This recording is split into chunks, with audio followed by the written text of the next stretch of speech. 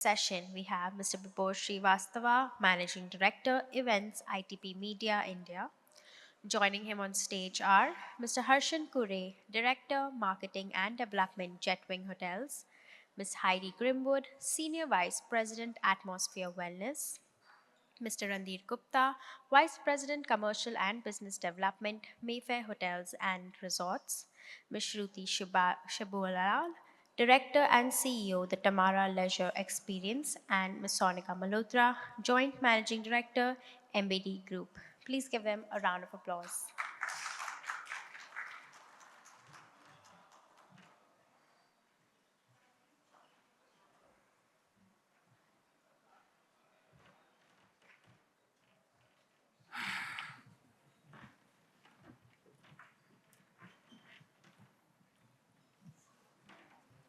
Yeah, I mean, this is fine. I mean, if this is fine, it's fine.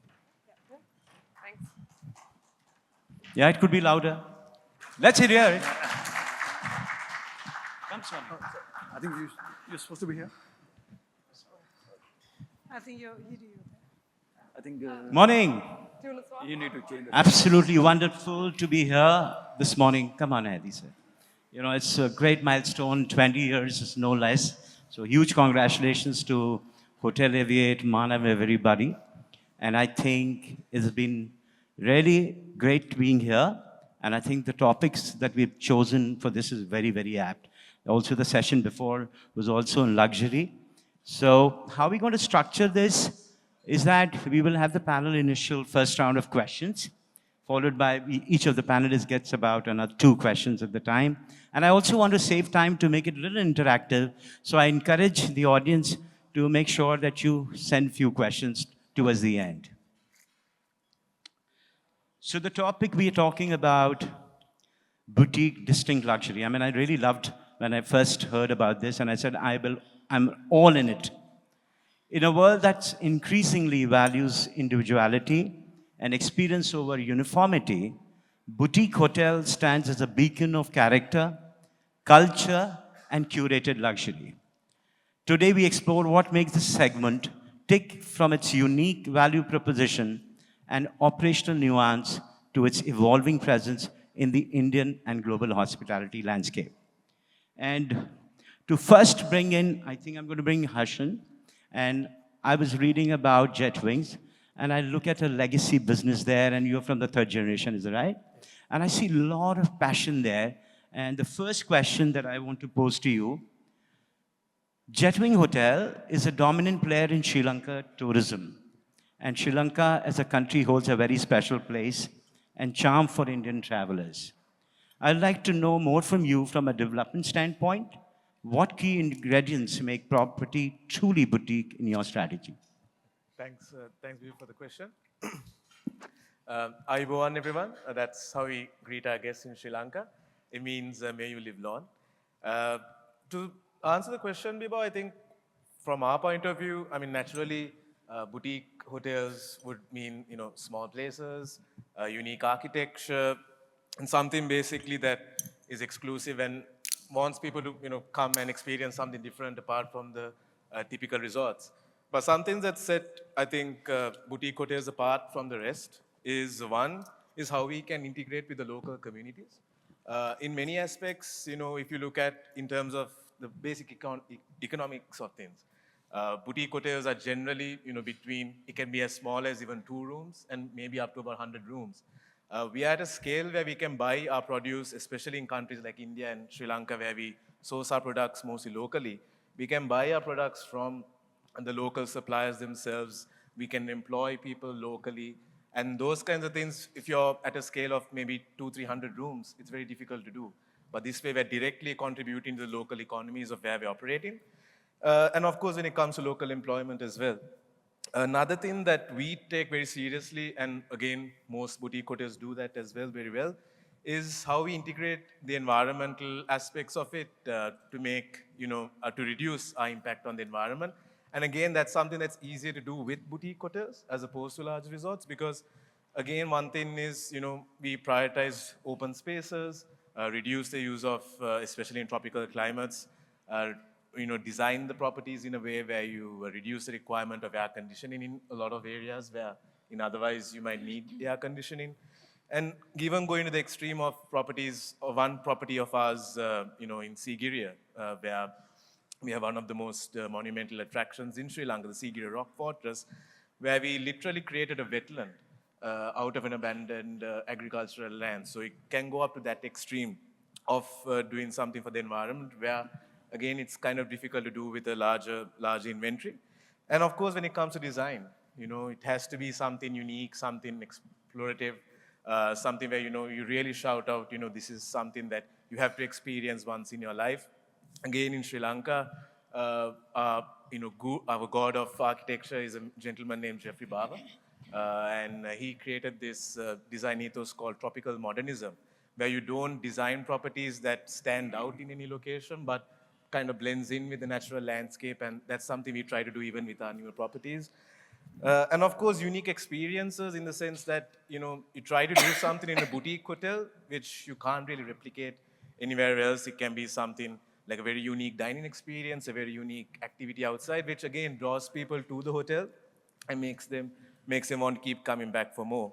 And of course, once it's all developed, I suppose the most important thing in boutique hotels compared to a large resort again would be the personalized service. It could be having your own butler accompanying you throughout your stay, a level of service that is truly unique in the sense that you're getting pampered, you're getting that extraordinary hospitality, which is one of the hallmarks of Asian hospitality especially, and even more so with a boutique hotel.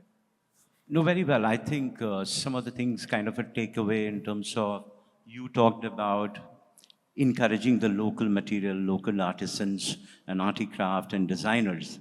And the other thing is that you look at more personalized and service. I mean, these are like the real unique standpoints. But tell me something, Hashan. What are some of the challenges that you face?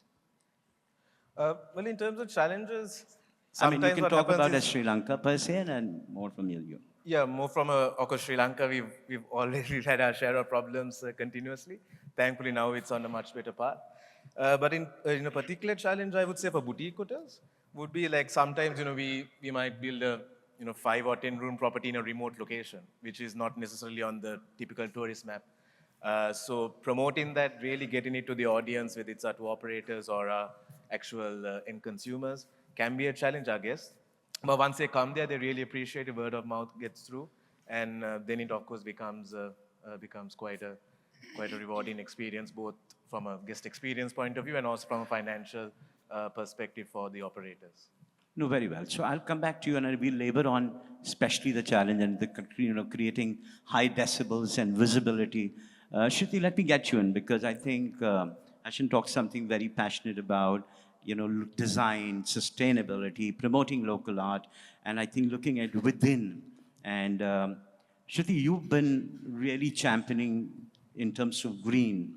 And for you, I for one know green has never been a fad. It's been a reality in terms of sustainability.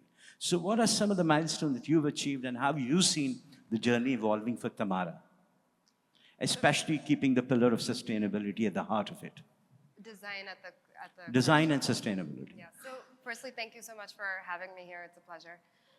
So for us, the way that we think about design in sustainability has been that we take it from a very holistic approach, and we really are very nature-centric in the approach that we take towards design when it comes to the infrastructure of a hotel. So Hashan spoke about blending into the environment. That's something that we also try to do. We have a property in Cooray Canal, which is a 140-year-old property, which is restored to the original architecture, right? So that entire project was really about learning, unlearning many things that had happened over the last many years through the history of that property, and going back to what it originally stood for. And a lot of the times what you realize is those techniques of design and construction that existed in those days when those buildings were created is exactly what is right for that environment and that climate. So we've had to really understand and learn quite a bit about the ecosystems in which we exist to ensure that what we are putting into that ecosystem is just right. So for instance, in Coorg, Coorg, if many people would know, receives some of the highest rainfall in the country, is extremely prone to landslides. So the way that we've created our property is that they're on stilts, and therefore the footprint that we have on the land is very little. We also don't cut trees. We've cut the minimum number of trees possible on that property. So the land itself is very strong. So what happens is, through the years, we are able to provide an experience to our guests, which is nature-centric. The first thing people will say when they enter that property or when they leave that property is that this property was all about being in nature, but also it's a resilient property. As an investment, over the years, it's going to stand the test of time because the land itself is strong, and we don't expect that we're going to have an issue with landslides, which a lot of other properties in that area have faced. So that's on the infra side. I think when you're designing experiences, that also has to be very mindful of how you are engaging with the local people, the local community, and the local practices. We have to be respectful of the heritage which exists. We have to be respectful of the way that they're preserving and speaking about their own culture. It's not for us to speak on their behalf. So we really try to involve the local community in our own employment. We have targets which account for this. But even in the design of our experiences, we try to make sure that we're not capitalizing on something in an inauthentic way. What we're trying to do is really ensure that what is true of that place is what is represented to the guests. So both sides are getting a fair sort of representation of what it is, And it's a conscious effort, which is ongoing, which is continuous. But I think it pays off, and especially in boutique luxury, you asked, what does luxury mean? For me, luxury is about experience. Because finally, we can build infrastructure anywhere, really, but experience is not something that can be replicated from one place to another. It has to be authentic to that place. And so this all kind of comes together, really, in the way that you have to, when you think about boutique and luxury and what you're able to provide to your guests, which is really unique. I think the design is absolutely critical in that. Very well. I think it's completely echoed sentiments about design. I mean, you walk into a hotel, even this hotel or any matter, a boutique hotel, the first thing that you come across, the design, how the space is done, how they're optimized, and how they communicate to the guest. But tell me, Shruti, these are the good points. But I'm pretty sure that you also face incredible amount of challenges because of the ever-evolving demographics, and especially in the way the guests are more discerning. What are some of the challenges that you see, especially for the boutique luxury? What are these guests? Today the guests are very discerning, especially with the Gen Z and millennials who are not there up for loyalty, not coming back. They're listening, I love to be here. The next travel, I love to experience something else. It's not people like me who swear on loyalty, and they're not running for loyalty points either. So we'll go, but what's some of the challenges? I know there aren't many, but there are a few challenges, pretty sure. There are plenty. I mean, we all work in an industry which is extremely challenging, right? Like, we don't need to underplay that. But, challenges are many. And I think especially after COVID, we have seen that travel trends have changed. So as you said, loyalty is quite, it's on the way out in a sense, right? People don't want to go back to the same place over and over again. They want to have new experiences because we only live once and life is short.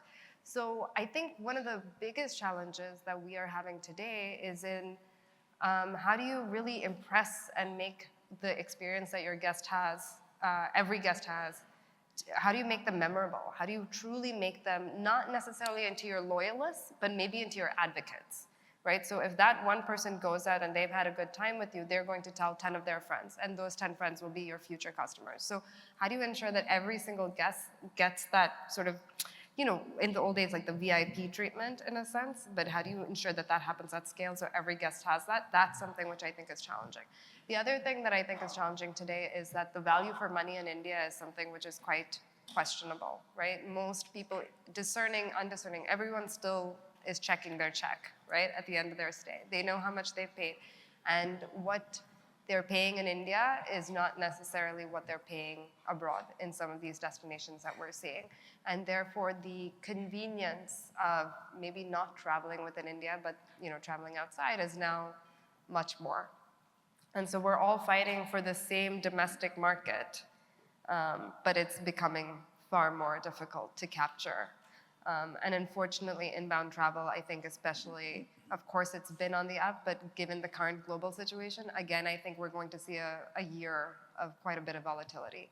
And so it's, we have to stay on our toes. We have to continuously distinguish ourselves. We have to be really smart in the way that we're marketing ourselves and communicating our stories. And how boutique does that in a very crowded space is something of a challenge. Excellent. And would anybody on the panel would like to add 2 cents in terms of design and sustainability? Randhir, because people Yeah. come. So I think that's the key element when we talk about the boutique luxury.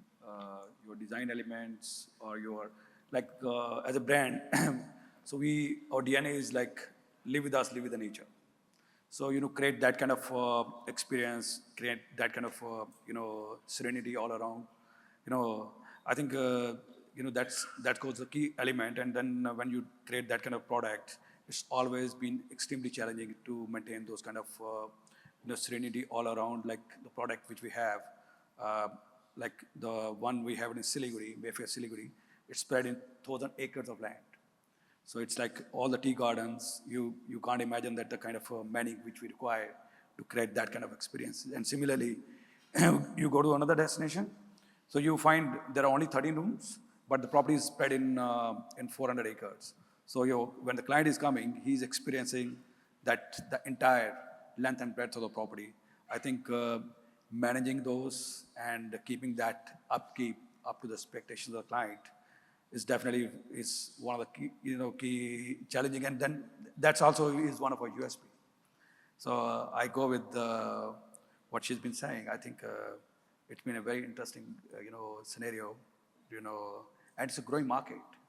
So fortunately, like when we talk about the luxury 10 years before and 10 years after, I think it's gone a dramatic change. People now talk about creating experiences. It's no longer a grandeur. It's no longer a opulent structure. It's more personalized, more intricate, and it's like you are putting the emotions in each and everything which you've been doing for a particular client. That's the way we think the luxury is all about, and that's the way we've been carrying it forward. Thank you. No, interesting. Yesterday there were a couple of sessions on tech, and if you look at the way the enterprise technology or the way they map their customers, are you at Mayfair also mapping your customers? What are they saying? What has been their liking, disliking? How they have evolved over a period of time? Are you really managing your guest experiences, their nuances? How have you seen the whole world? These discerning guests have changed. What have changed, and how are you adopting, and how you are evolving as a group? Thank you for asking me this, Hashan. I believe the one of our USP is also like we have 80% of the repeat clientele. Please say that again. 80% the clientele is the repeat clientele with us. Wow. So when we talk about 80% repeat clientele, it doesn't mean that they are coming back to the same property, but they are traveling within our network, experiences a similar kind of a product. I think what we've been trying to do, we always keep trying to innovate. So the local cultures and the local manning, like we have a lot of people. You can say that it's been a pretty good balance of your people from outside and people from the local community. They actually go and interact with the guests, and they make the food as per their, the local preferences.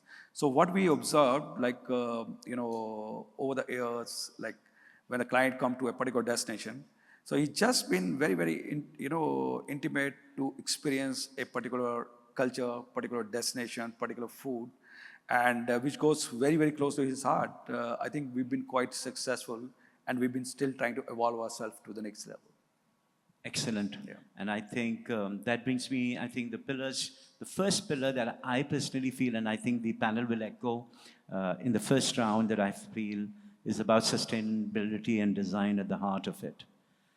Now this brings me to you, Heidi, and I think you're like a huge veteran when it comes to wellness.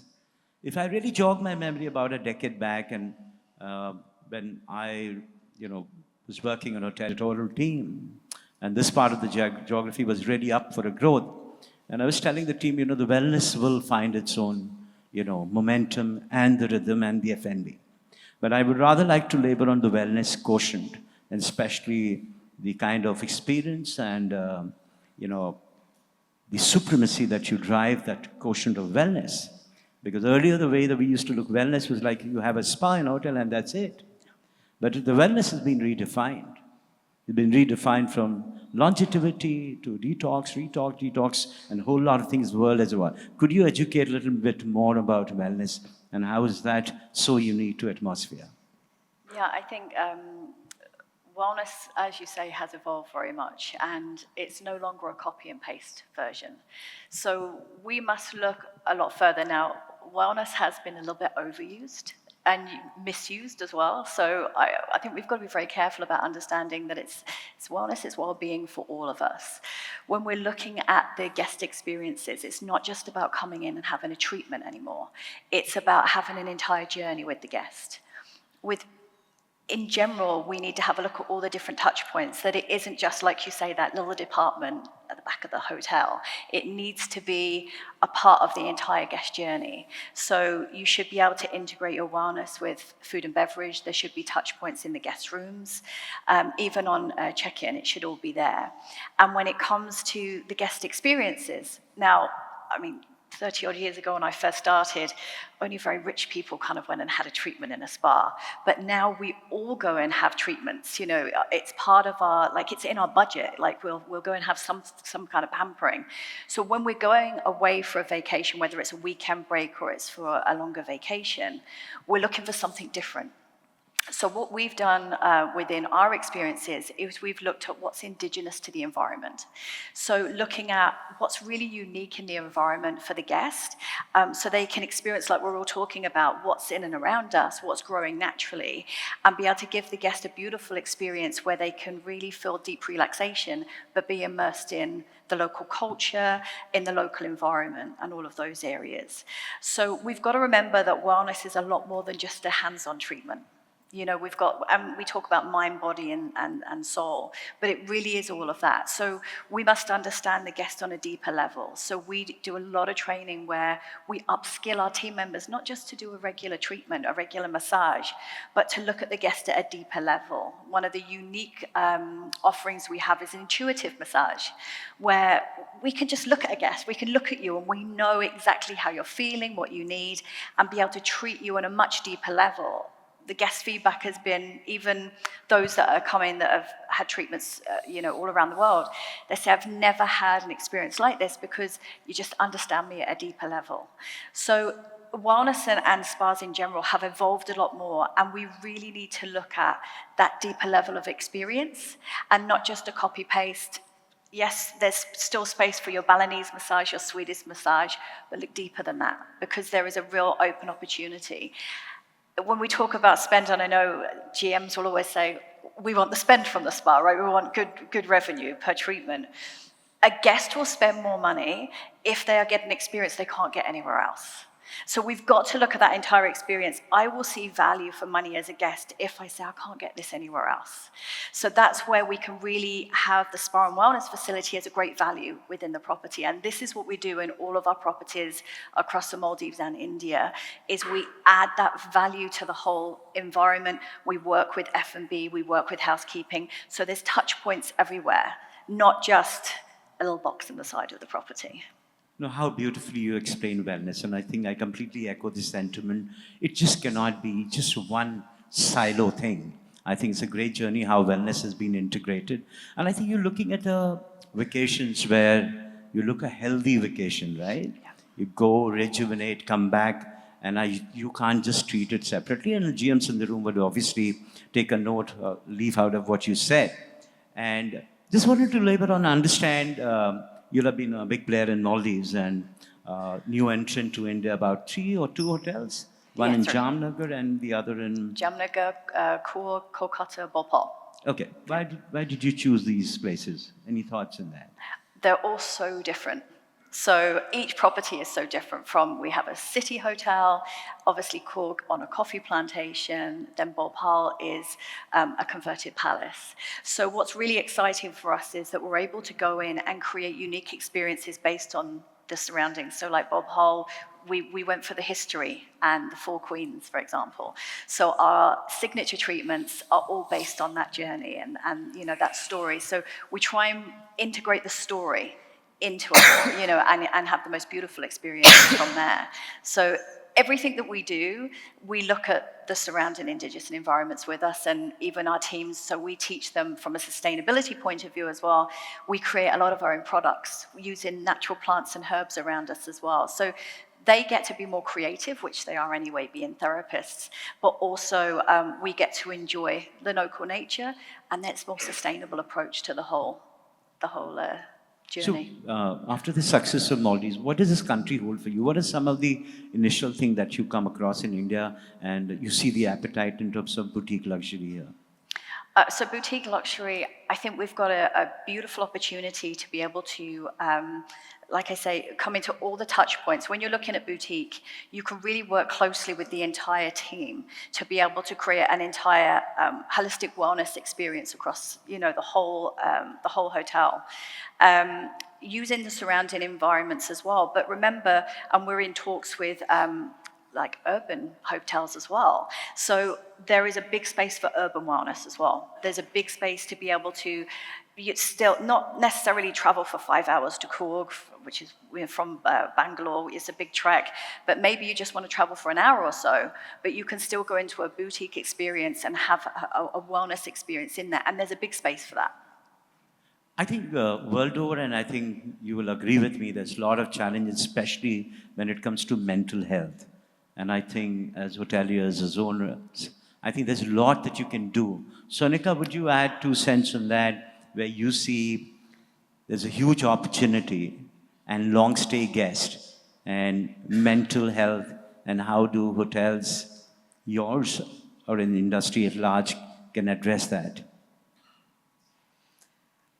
I think Keeping wellness at the center. well, mental health, I think, is a very specialized subject, and I won't be able to give very clear comments on that. But what I really feel that when you're talking luxury, luxury has a different meaning for everybody. And for some of them, it's about relaxation, de-stressing, coming back to terms with who you are and what you want to do in life. And in that, wellness, health, play a very important role. Even design plays a very important role. You probably want to be in a place which calms you out, and you can't be in a starkingly glass building and expect calmness out of that. So, design is extremely important. Now, when I put all the factors of design, experience, wellness, the materials which are used in design and the service, they calm you out, and you're probably realigning yourself, and that recalibrates yourself for a better, mental well-being. And yes, luxury can mean different to different people. Like, for instance, I would go out and be in a location where, let's say, for instance, I'm very fond of wildlife. And I like to be in a location which, of course, for me, the safari would be extremely important. But at the end of the safari, I want a rustic, a more earthy experience which rejuvenates me, gets me back to what I want to be and what I am, and gives me time to think. So that is mental well-being for me, although I'm not a technical expert on that. But yes, it's extremely important. And if you are differentiated to design, to target such, then everything else has to be oriented towards that. Yes, of course. Thank you, Sonica. And I think you love numbers and very strong finance background. So I'm going to ask you a question, the challenges. So in a market increasingly filled with luxury options, boutique brands face the challenge of standing out. How do you strike the balance between creating a brand that's exclusive yet memorable? What's your formula? So 2 aspects: unique, favorable, scalability. All right.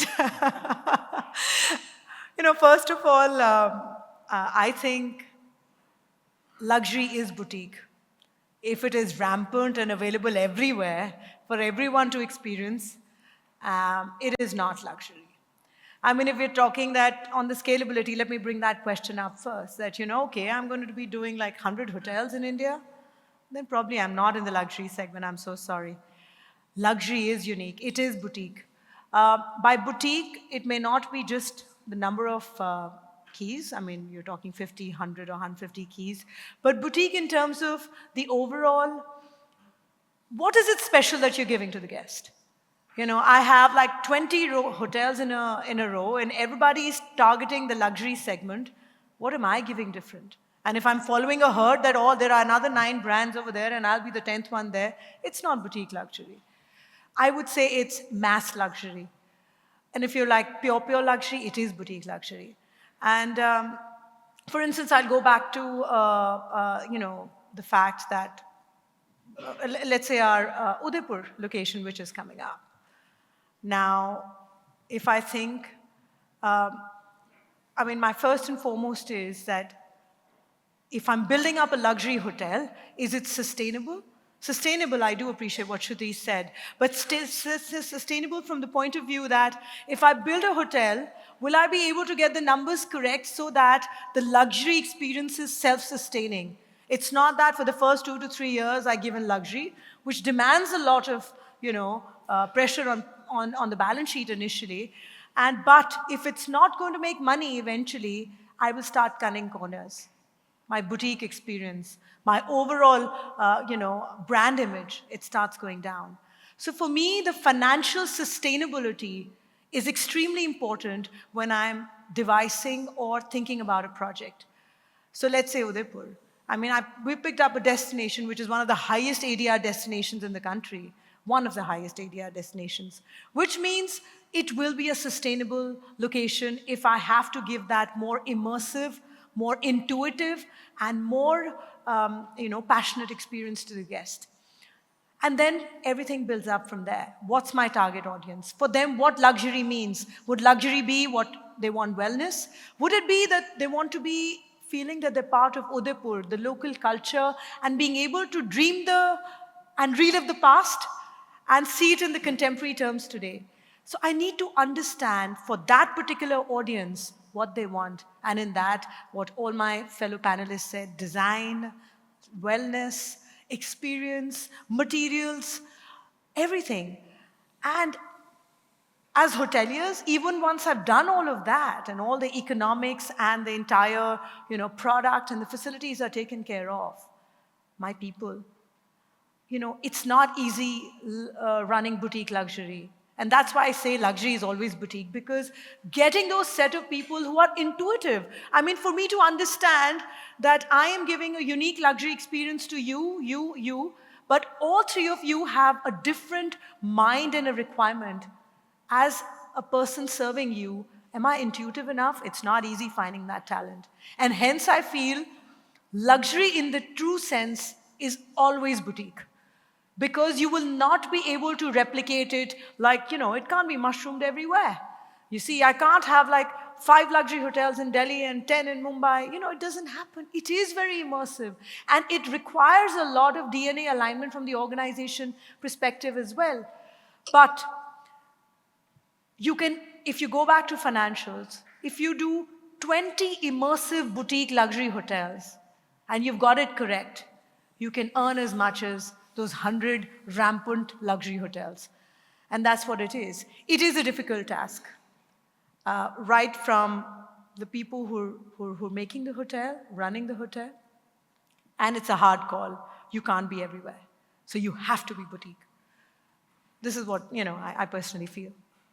Very nice, but let me just bring Hashan, because I think you said it has to be boutique, has to be limited. You can't be, in terms of real big numbers. Well, Hashan, you already do 38, right? So what's the appetite for your group? Well, Bibhor, I think... And you feel the challenges, and do you agree with... Yeah, definitely I do. It's just that because your numbers talk very different. Thank you for being polite. Yeah. So we actually have a bit of a range of properties. We have a few... I'd love to hear thoughts of everybody, but I thought Hashan is already at 38. But Shruti is about 9. You got already 8 there. You got 18 there. So we're talking numbers, Sonica. So just want to understand their minds. So especially in a small island like Sri Lanka, where at the moment we don't have a lot of big branded properties, but it is picking up. Something that we've also felt is, when we're going to these remote areas and even already highly visited destinations, sometimes the local attractions can be over-visited. Like the reason why people come there sometimes could be, it could be the national parks, it could be the main archaeological, sites. And if those places get over-visited, then again, we are losing that essence of, luxury travelers coming there because the purpose they're coming to a destination might not be, it's like if you go to the Maldives and the corals are damaged and the oceans, the coast starts eroding, then there's no point having a beautiful property. Nobody's going to come there anymore. So similarly, even in Sri Lanka, what we felt is always doing smaller properties in different locations also spreads the traffic of tourists coming into other parts of the country, extending the economic benefits of tourism to communities in marginalized parts of the country as well. Because even in India, for example, you have a few very concentrated areas, but also there are beautiful properties coming up and also already they are in remote destinations where the economic benefits spread to the more marginalized parts of society as well. So I think while it is difficult to maintain the consistency when you spread into different locations. You're a third generation. What's been your journey and what's your understanding? Well, for me also, I think, like the presentations before, I think purpose plays a big role. And for me, what drives me a lot is to do something for our country and to really position Sri Lanka. And also from an economic point of view, tourism is one of the main ways of us earning foreign exchange, which, those of you who are aware of Sri Lanka's issues, that was one of the main reasons why we had an economic collapse a couple of years ago.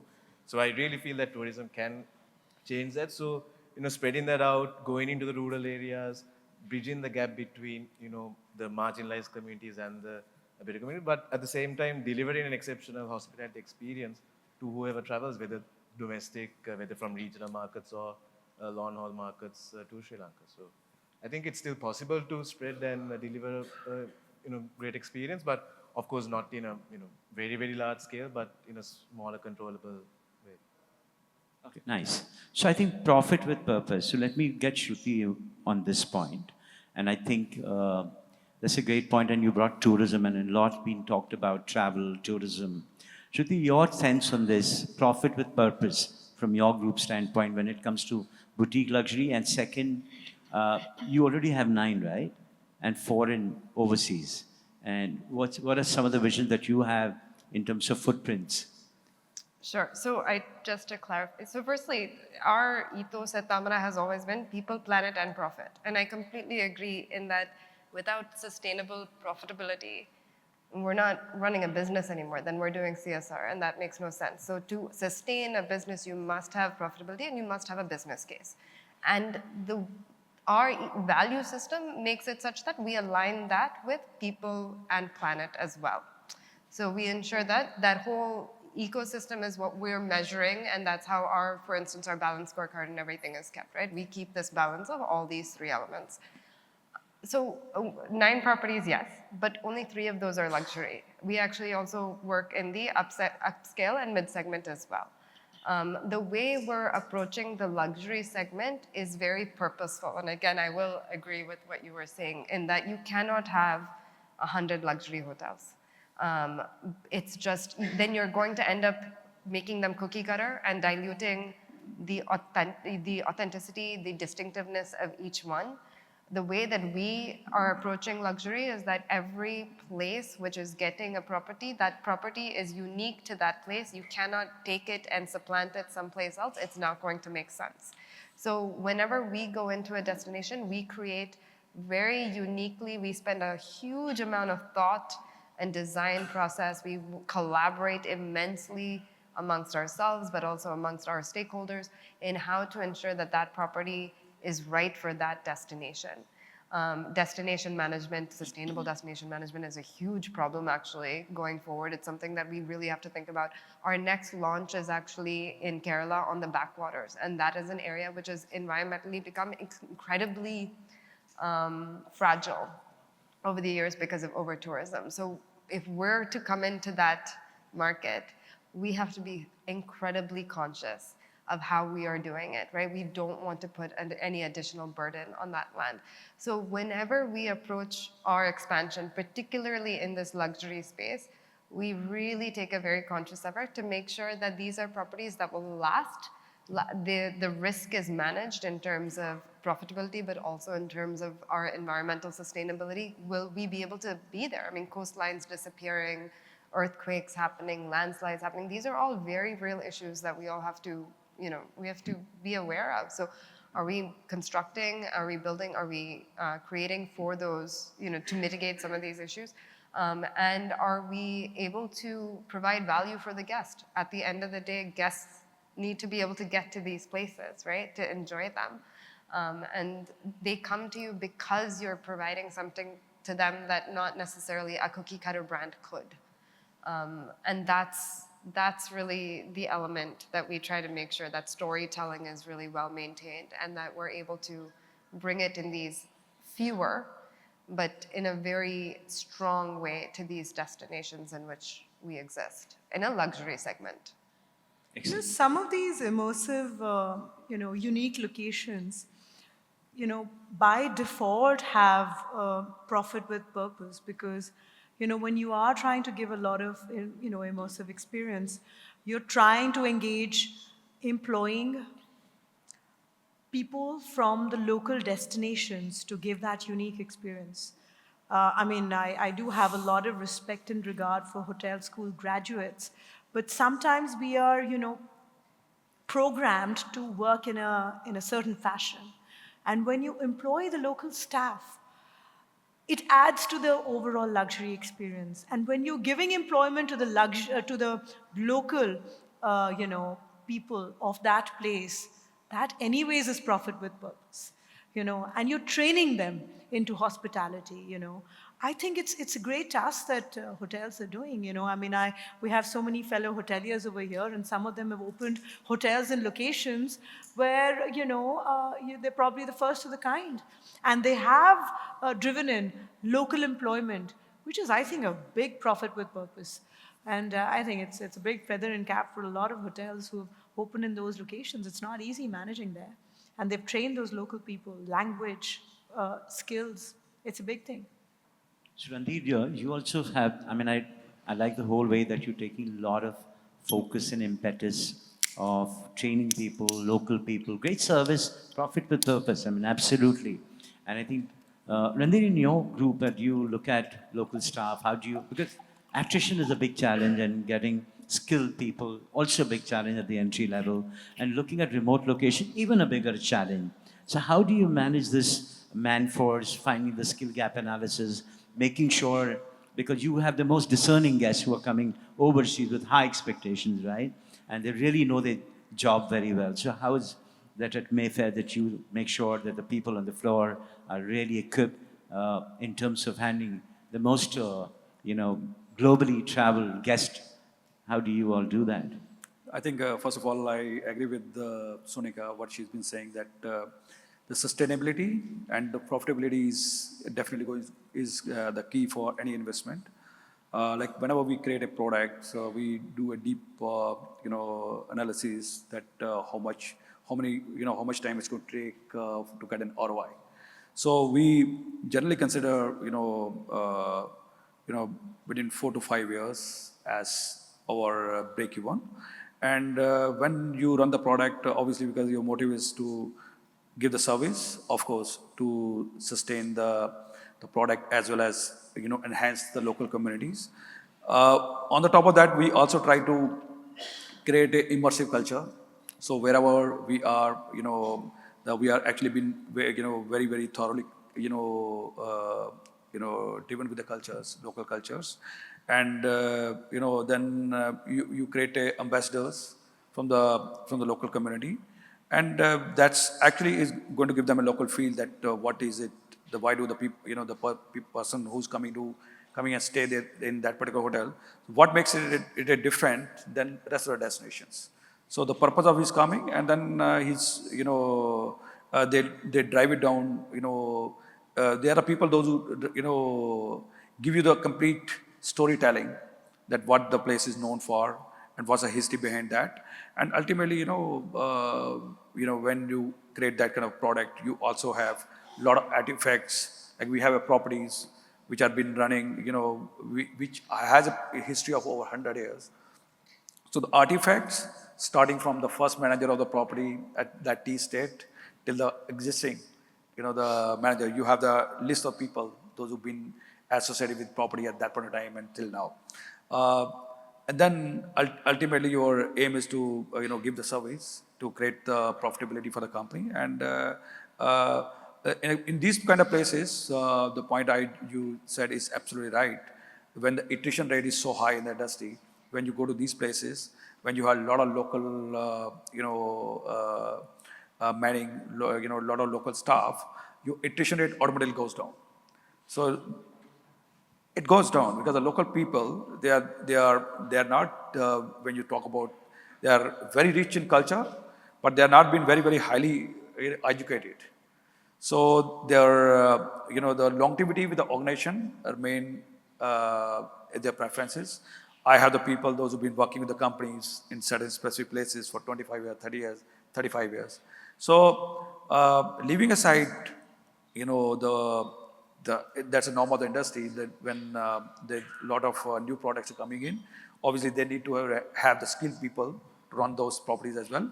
But these kind of properties, very intricate, your iteration rate goes down. Obviously the people, correlate with the, with the property and the people over there.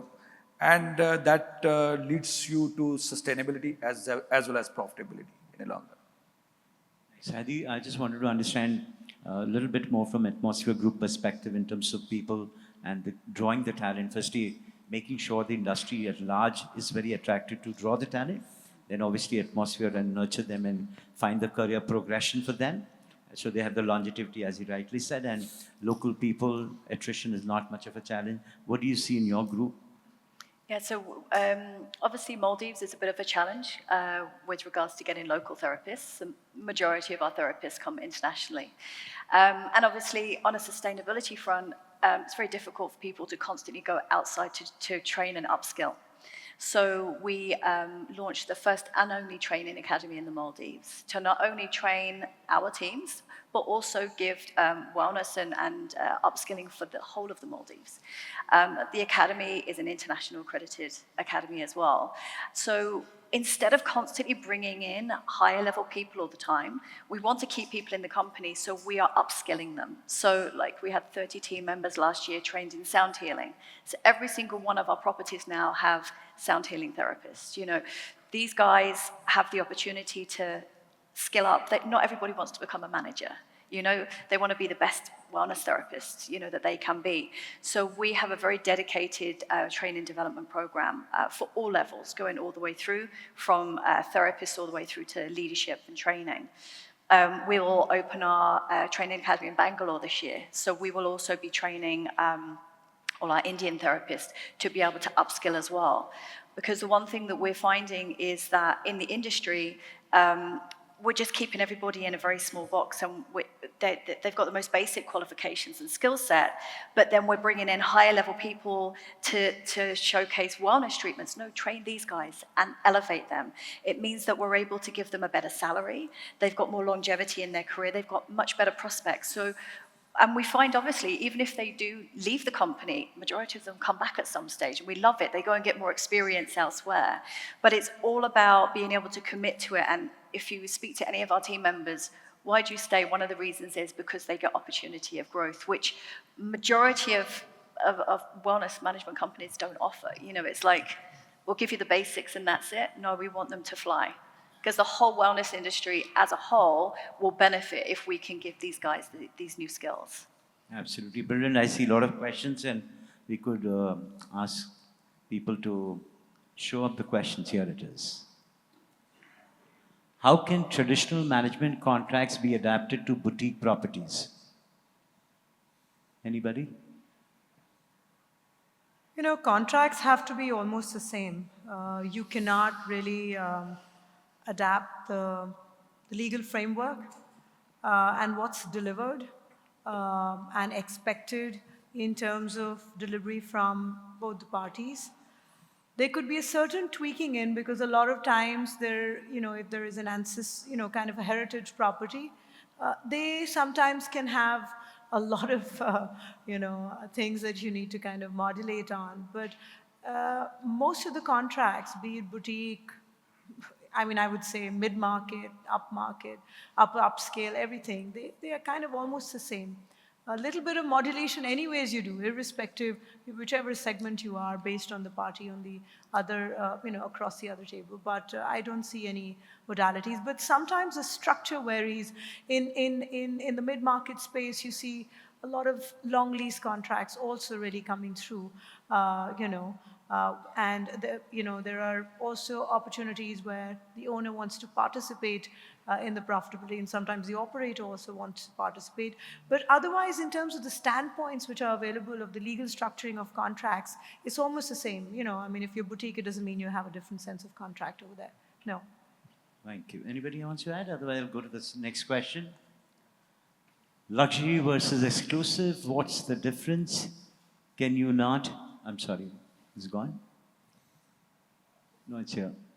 After a strong presence in the south, which markets do you plan on expanding in the north? I believe, Shruti, this would be for you. So we're actually constructing a property in Bodh Gaya. That's an upscale property, so in Bihar, because we have a strong pilgrimage tourism approach strategy. We've also just signed an MOU with the state of Assam, because we feel like the Northeast is going to be a really interesting market, underdeveloped at this point. And so we are looking at Kaziranga very strongly in terms of the wildlife offerings that it could offer, as a market that it could offer. And yeah, I mean, we're an expanding brand, so I think you'll see us in the north far more, especially as we are also pursuing an asset-light strategy as well. And so particularly in the mid-segment and upscale, I think you'll see us in the north quite soon. Interesting. Luxury versus exclusive, what is the difference? Can you not have 100 luxury property but lose value because you're no longer exclusive? I think, Sonica, what you earlier said. I'd like to actually clarify on that. Yeah. It doesn't mean that if I take world as my play field, I'll do only 10 hotels. It doesn't mean that. But it means that, within the rat race of, let's say there are, people wanting to do 1,000 hotels, 500 hotels, 400 hotels. That's the kind of schematics I was trying to put in place. For instance, if I'm in Delhi and I want to do a unique experience, I'd probably like to do a hotel which is super luxury and boutique, rather than doing 10 hotels in Delhi. This is what I mean. So you need to understand the space you're operating.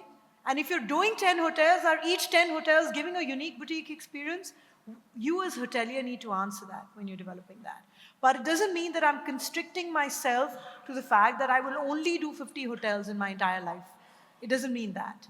But it's about doing a deep digging in and thought process of creating a unique boutique experience. That's what I wanted to say. And hence I want to kind of reframe and recorrect and answer the question also indirectly. Excellent. So I think we covered the second. Scalability we have already covered. I'm going to do this one. Is boutique really the same as luxury or just treated that way? I'm unsure these are equivalent. The last one at the bottom. Right at the top. Well, Yeah, go ahead. Boutique definitely is luxury. But I must tell you, and when you, let's say if you were to search online, go to boutique hotels, any 3-star hotel or 2-star hotel which has 20 keys is called a boutique hotel. And pardon me, but that's not boutique.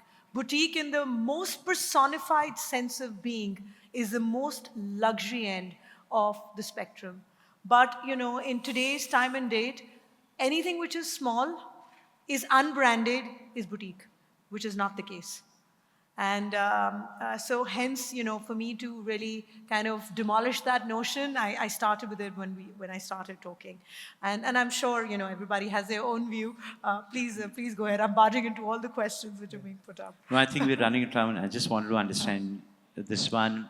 before we close, here's a quick one for each one of you, a light-hearted one. If you had to check in your dream boutique hotel anywhere in the world, which one would it be? Well, I mean, it's very hard to In answer paucity that. of time, let's Yeah, look at 30 so seconds each. maybe just like as a family of hoteliers, we do travel a lot, and I'm sure most hoteliers here would know that when you travel as a hotelier, it's more of like R&D as well, and not only. No, look at personal, family time, whatever time. So Leisure, generally- slow travel, yeah. somebody said last session, yeah.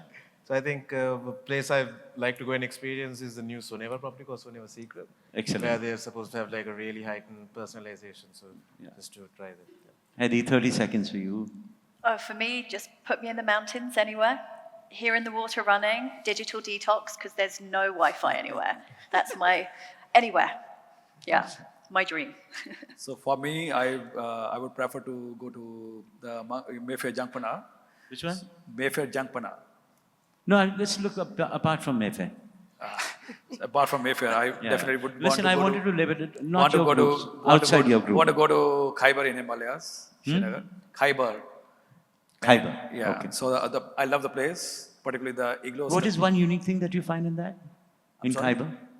I'm sorry. What's that one unique thing that you So that's what I'm saying. The igloo structure you may not able to find at not many places Okay. in the country. So Almost getting over. I have to move to Shruti. yeah. I don't have a hotel as such, but the experience I think I'd love to go to right now is in the Galapagos maybe on a boat and jump into the water and see some sea lions and fish and all of that. I think that'd be great right about now.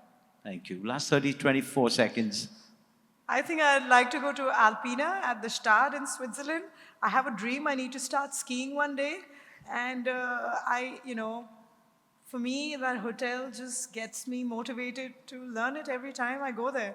And it's complete de-stress. They're sustainable. They use all electric cars. It is such a beautiful experience up there in Stad. And for me, I think it combines skiing and the hotel both. So it's a lovely, lovely, lovely hotel and lovely experience. Thank you, panel. Just says time's up. We've just been on time. It's wonderful to be on time every time. And I think immensely want to thank, please join me in giving them a big hand for contributing immensely. And the biggest takeaway for me and for the rest of the people at large, I think the baton is in the right hands. Boutique hotels are here to give you unique experience, unique design, immersive experiences, experiential, scalability. They will all do it with a lot of passion, but at the same time, at the heart of it, keep uniqueness at the bedrock of success. Sustainability is there. They are really the champions. They are bringing together, they're doing things profit with purpose, bringing people together, community together, promoting local talents, bringing everybody together. We are in absolute great time with such amazing young leaders on the panel today. Thank you very much from all of us from here. Thank you.